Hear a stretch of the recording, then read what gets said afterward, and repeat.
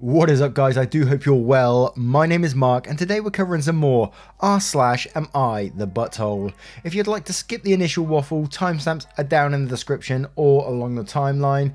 But if you are new here, please consider hitting that like, that subscribe and maybe that notification bell too, as it all really does help out our channel.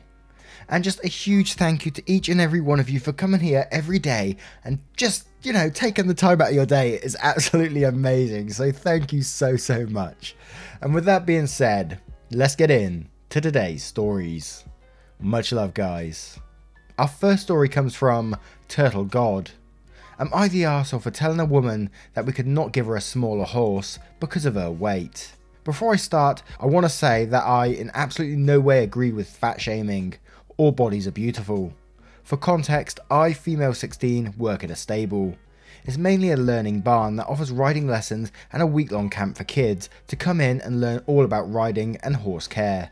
As well, we offer trail rides for customers to come in and be led on an hour or half-hour ride down a really nice trail. The situation mentioned above happened this past summer when I was the trail leader. We have a few COVID cases, so we're allowed to run camps, lessons and rides. We had a family come in to do an hour trail ride, mum, dad and kid. The mum was extremely overweight, and anyone knows anything about horses will know that a horse is not supposed to carry more than 20% of their body weight. We have 2 full breed Percherons, 2 Clydesdale/Percheron cross horses, 2 Highland ponies and the rest are quarter horses, QH. The Clyde/Perch are the biggest horses we have available for customer riding and the only horses that we are able to put her on without the risk of causing harm to the horses. After we get all the necessary paperwork done for them to ride, some of the camp kids that week start to help bring out the helmets and horses for the family. We put the kid on one of our small quarter horses and we put the dad on another of our quarter horses. Finally, it's to put the mother on her horse. We bring out our biggest Perch/Clyde we have and she asked if she could have a smaller horse. So we brought out the smaller Clydes and then she turned to her son's horse and requested one the same size. His horse was so small that it barely passed the size requirements to be considered a horse instead of a pony. When she said this, I took her aside and explained as politely as I could why I would not be able to do that. I don't remember exactly what I said, but it was something along the lines of, "I'm sorry, but I really can't do that because a horse of that size would be too small for you. A horse is only supposed to carry 20% of their body weight, and any more than that could lead to serious back, leg and shoulder injuries, and it also leaves them with a higher chance to colic if they drink because the extra work would make them super hot." This woman's face became extremely angry upon hearing this, but she never said anything to me and she got on the horse and went for a ride. I didn't think much more of it until we got back, and when the husband came to pay for the ride, he confronted me about how rude it was to say that to a paying customer, called me fat phobic, I'm not, and told me that I should have done what she asked because only 1 hour wouldn't hurt the horse too bad. I told him exactly what I told her about the possible injuries, and he called me an arsehole, said his wife was more important than the stupid horse, so I told him to fuck off. I do feel bad for having to deny the woman and telling the man to fuck off, but I believe the horse's health is way more important. So, am I the arsehole? In my opinion, in this story, you're not fat shaming the person at all.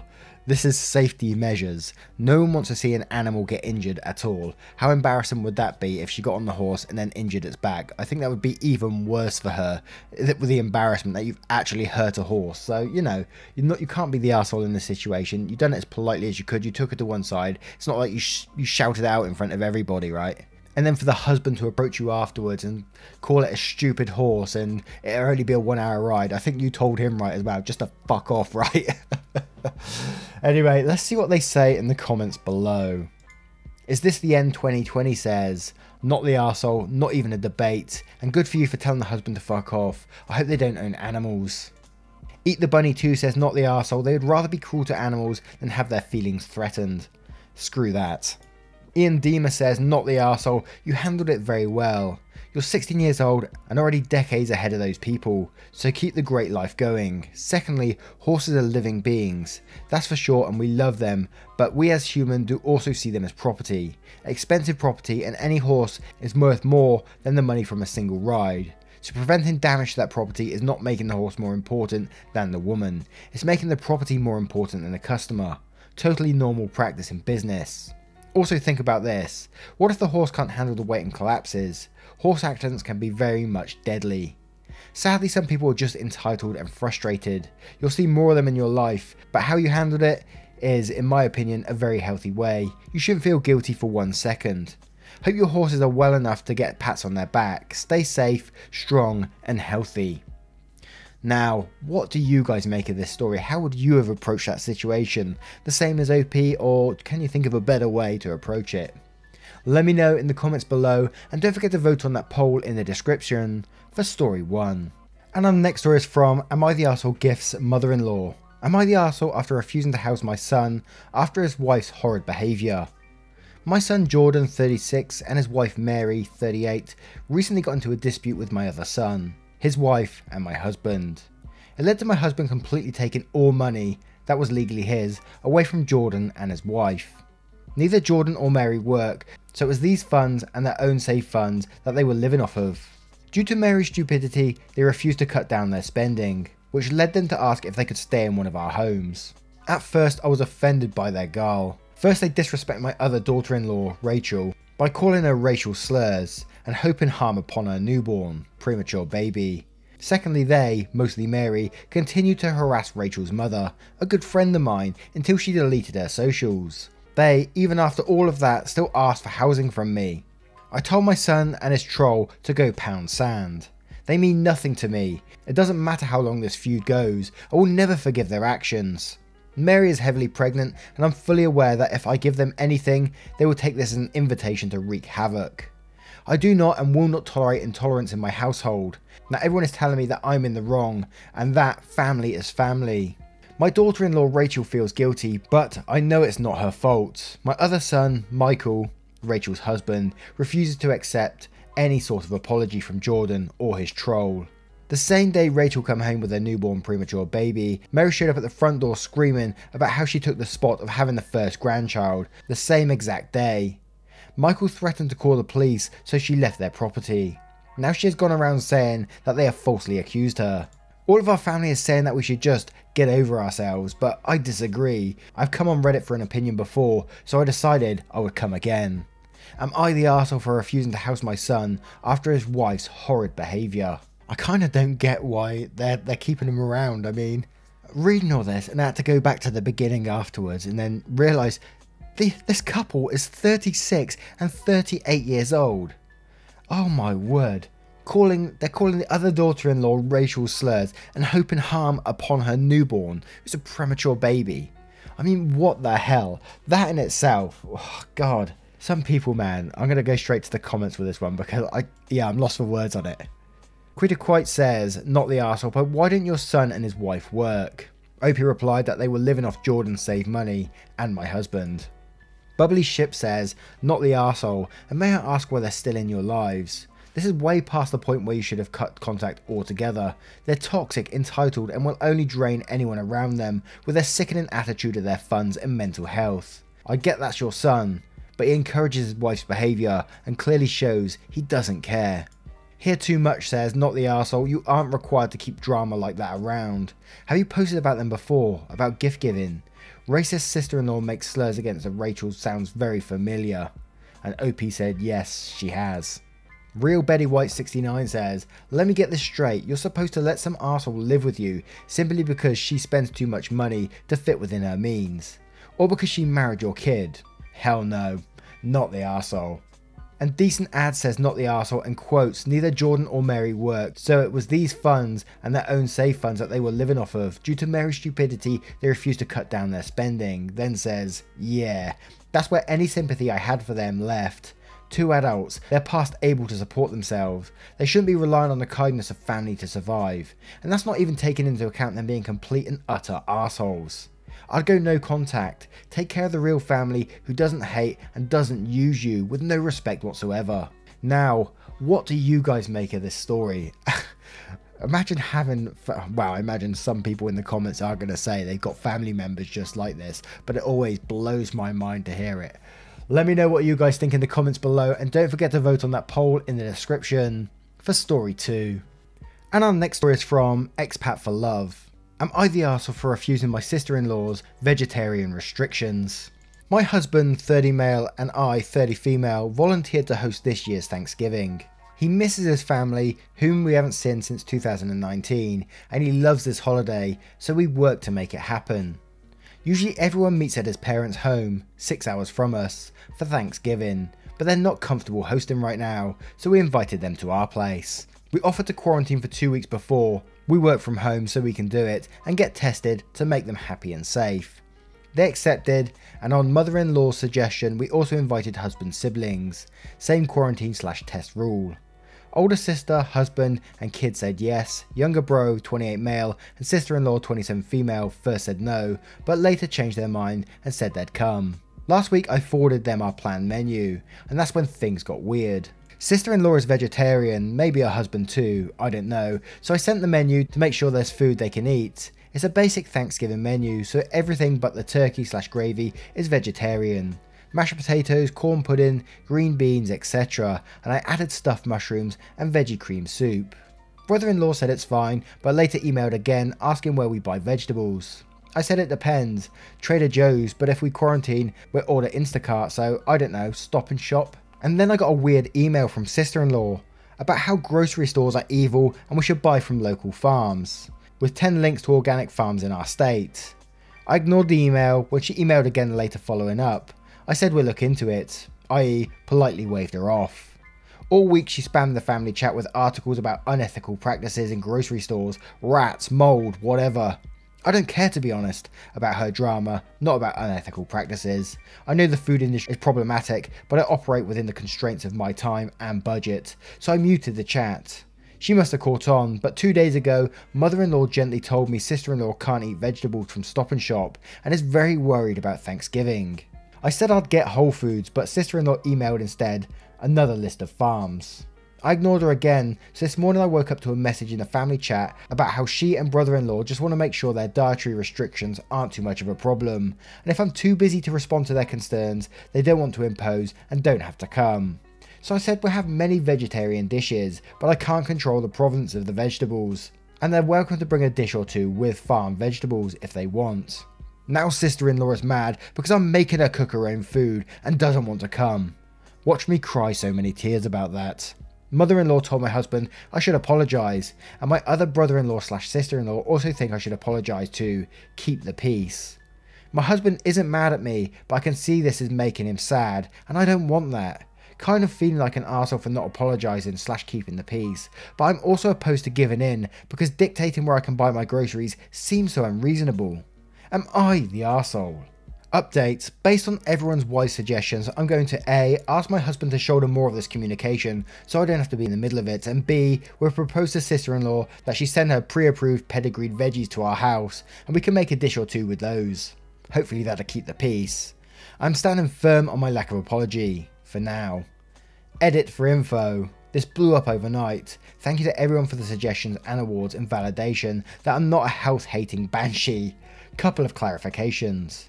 I don't know if sister-in-law has previously made these demands of our in-laws.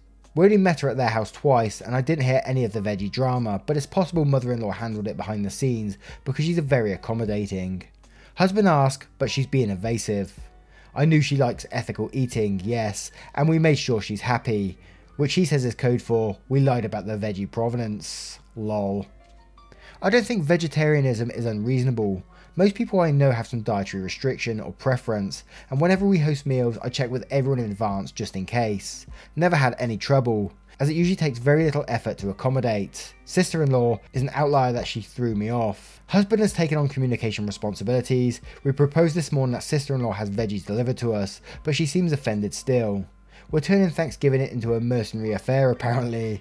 I'm all out of F's to give and told husband to manage it whichever way he wants. I'm not lifting a finger to hunt for a unicorn tomatoes. He's now politely sulking.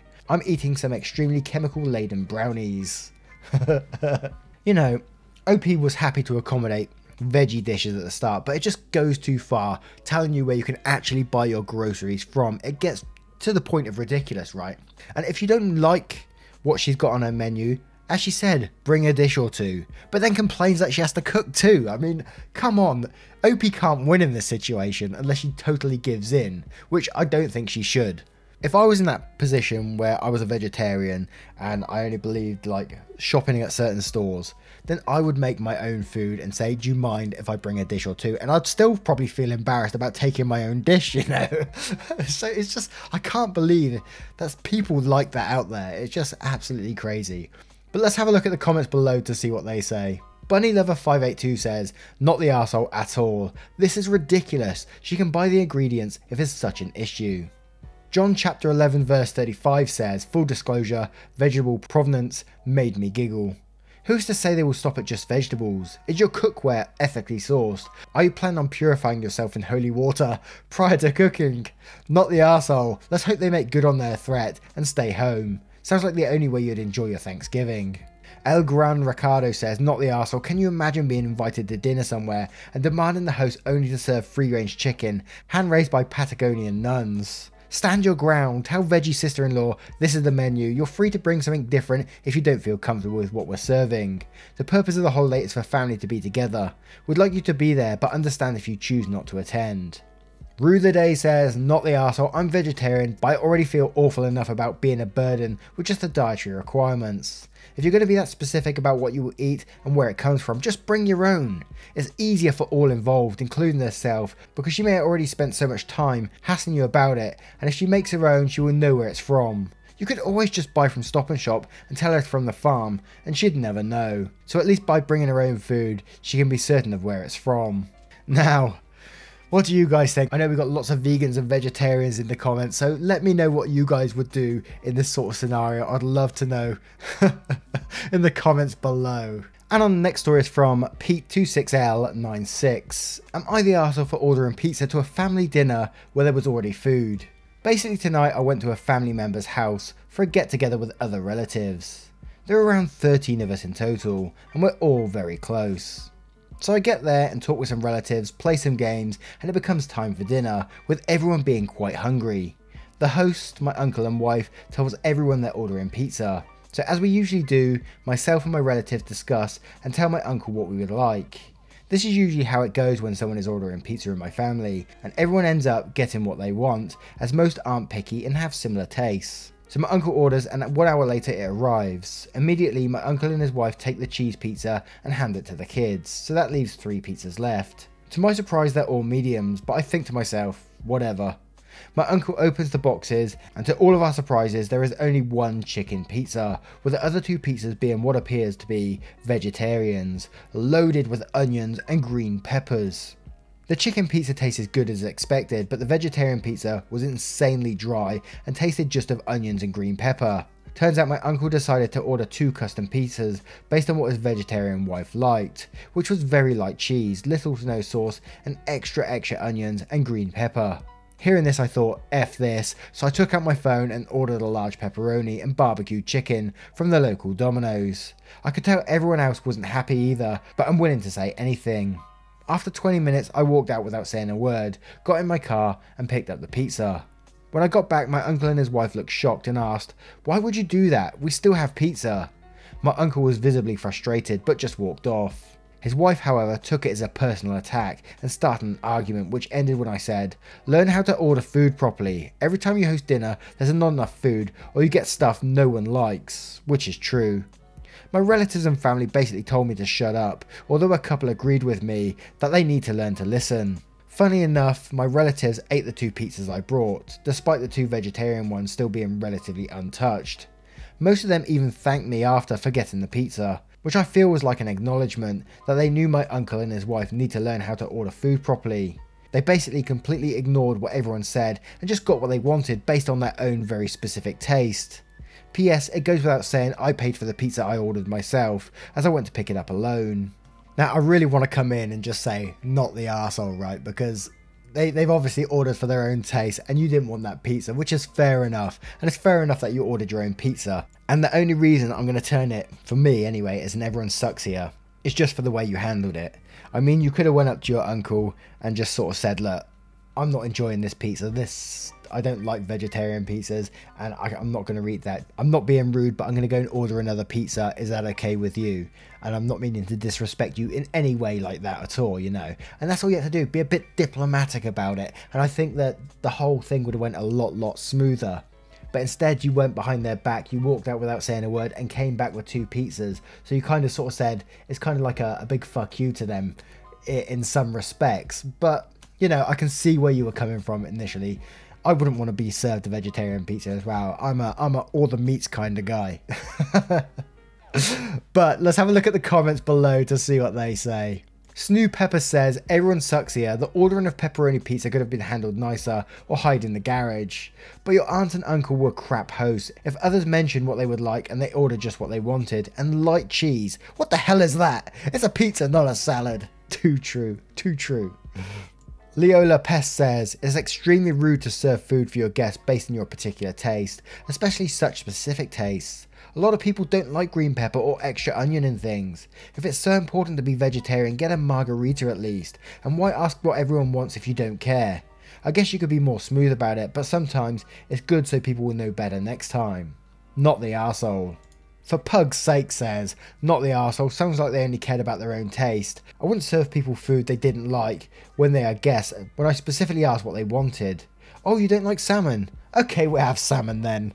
I don't understand all these you're the arsehole answers. If they hadn't asked what people wanted, then I would have went with an everyone sucks here.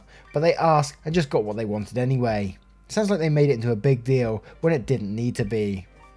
Yeah, it's kind of swaying me a little bit here. Action a go-go baby says, everyone sucks here. I feel bad for you, man, because you just wanted to eat. But you went about this the wrong way. You should have just said to them, hey guys, I'm real sorry, but this pizza isn't doing it for me. I don't like the taste, so I'm going to go and order something else, yeah? They can get mad after that if they like/want to, but that's up to them. But it's not your prerogative to put terrible food into your body just to be polite. Informing them in advance of your intention would have been the polite thing to do. They were obviously kind of shitty for only ordering things they wanted instead of what people actually requested, but you could have handled it better.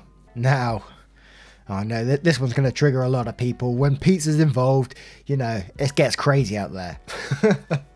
What do you guys think of this story? Let me know in the comments below, and don't forget to vote on that poll in the description for story 4. Once again, guys, I hope you have enjoyed today's stories, and if you have, you know what to do. Hit that like, hit that subscribe, and maybe, just maybe, that notification bell too. And you are always appreciated here, and I just want you to know that. And I will see you, hopefully, in the next one. Take care, guys. Much love.